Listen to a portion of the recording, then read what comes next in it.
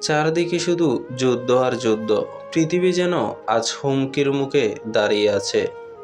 একটা সময় ছিল মানুষ স্বপ্ন দেখত শান্তির, ভালোবাসার, একসাথে বাঁচার।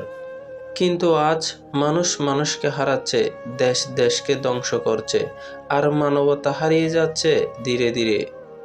আমরা কি সত্যি উন্নত হচ্ছি, নাকি নিজেরাই নিজের পৃথিবীকে ধ্বংসের দিকে ঠেলে দিচ্ছি?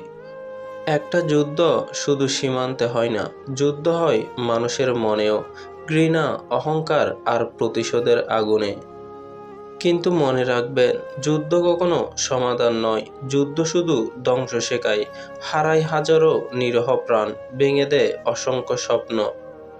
এখনো সময় আছে, যদি আমরা চাই, ভালোবাসা দিয়ে বদলে দিতে পারি এই পৃথিবী।